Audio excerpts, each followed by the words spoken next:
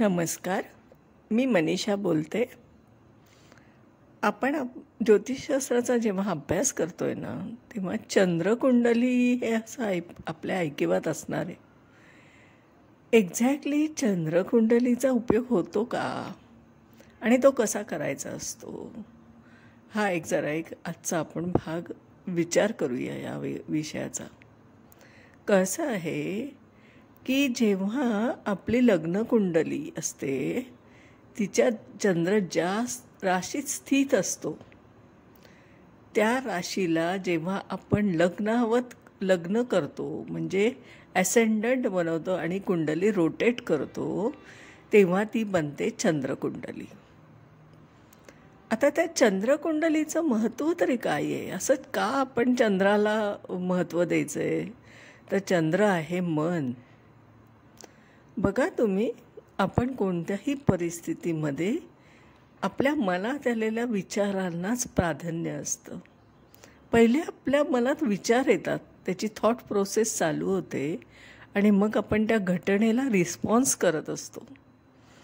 त्या घटनेच्या आपल्यासमोर उभी ठाकलेली जी परिस्थिती आहे, त्याच्यावर आपण विचार करूनच रिॲक्ट होत असतो.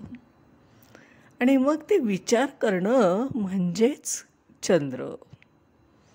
आता तो चंद्र ज्या राशी स्थित आहे, ती लग्नवत केली की ती ॲसेंडंट म्हणून करून जी कुंडली आपण रोटेट करतो, सेम असते. कुंडलीमध्ये काही फरक पडत नाही. आपण फक्त लग्नाला जेव्हा ॲसेंडंट म्हणून जेव्हा चंद्राला आपण जेव्हा करतो ना, तेव्हा चंद्राकडून आपण इतर ग्रहांकडे बघतो. चंद्राकडून आपल्याला त्याच्याकडे बघता येतं आणि त्या स्थानांकडे बघता येतं आणि त्या राशींकडे बघता येतं. हा जो अर्थ आहे ना, याचा अर्थ मनाने मी कोणत्या गोष्टी रिलेट करते या परिस्थितीला, आणि मग कसं होऊ घातलं आहे आता या परिस्थितीत, काय केलं पाहिजे आपल्याला, हे सगळं तिथे मनाला उमजत जातं. हे सगळं जे आहे ना, हे चंद्रकुंडलीकडून बघितलं ना की लक्षात येतं.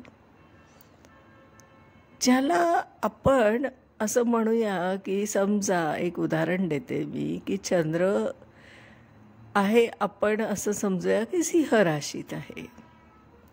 मग आता सिंह रास ही लग्नी घ्यायची आणि कुंडली रोटेट करायची. आता ही जी कुंडली रोटेट केलेली आहे ना, तर आपण त्या लग्नाला आपण सिंह लग्न केलं आहे त्याचं. आता त्या सिंह लग्नाकडून जेव्हा आपण इतर ग्रहांकडे बघणार आहोत, त्यावेळेस आपलं मन हे सिंह राशीचं असणार आहे ना. सिंह राशीचेच आपल्या मनात सगळे विचार आहेत. त्या पद्धतीने आपण ते बघतोय सगळं. दृष्टी तशी सृष्टी असते तसं. आणि मग आपण त्या सगळ्या ग्रहांकडे बघताना एक वेगळंच आपल्याला आकलन होत असतं. त्या घटनांचं, त्या ग्रहांचा अर्थ, त्या राशींचा अर्थ, त्या स्थानांचा अर्थ असं आपल्याला उमजत जातो, उलगडत जातं हे कोडं. आणि म्हणून आपण चंद्रकुंडली बनवतो आणि चंद्रकुंडलीकडून पण प्रिडिक्शनचा प्रयत्न करत असतो. म्हणजे मागोवा घेत असतो आपण. थोडक्यात सगळे विचार हे थॉट प्रोसेसमधून आपल्याला जे काय रिफ्लेक्ट होतात ना, त्याच्यावरच ॲक्शन होत असते.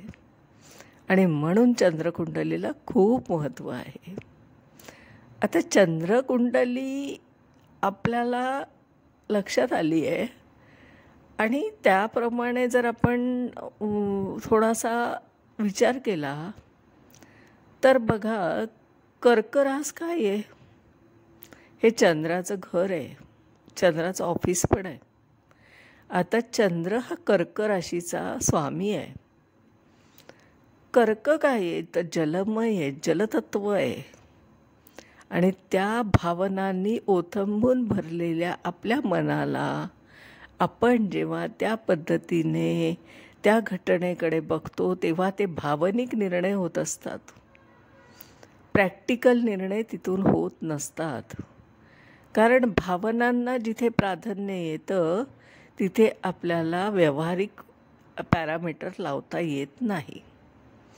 आणि म्हणून काही वेळेस आपल्याला चंद्रकुंडलीकडून घेतलेले निर्णय हे थोडेसे वेगळ्या स्वरूपात आढळतात.